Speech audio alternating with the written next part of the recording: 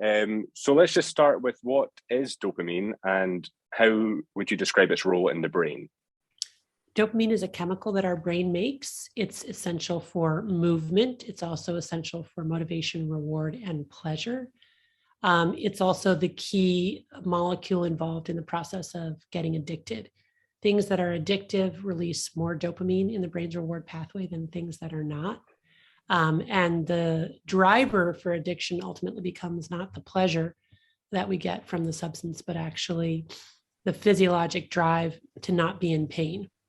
And that works through this process of sort of relativity, the theory of relativity when it comes to pleasure and pain and how they're like opposite sides of the balance. Yeah.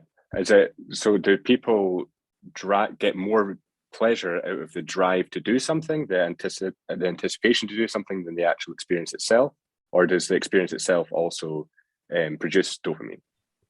The experience itself actually is the big payback, but we also get a little bit of dopamine when we're reminded of our drug of choice, either through external stimuli, a person, a place, a thing that reminds us of using the drug, or presages that the drug is soon to be available. But even our own euphoric recall of that drug can release a little bit of dopamine.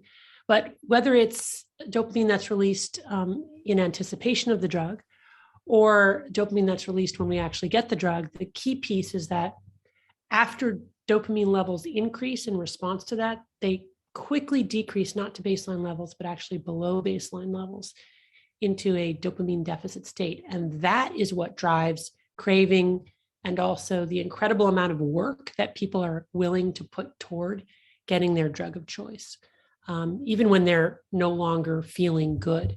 So I think that's the sort of the message there, that dopamine is really essential to responding to changes in our external and internal environment.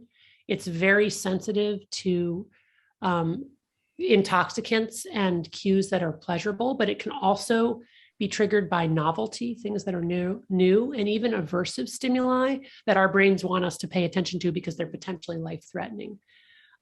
So it's a very important molecule, again, for making these constant micro readjustments to the environment. And the central, the thesis of the book is that because we're living in this world of never-ending overabundance of highly reinforcing drugs and behaviors, in order to compensate for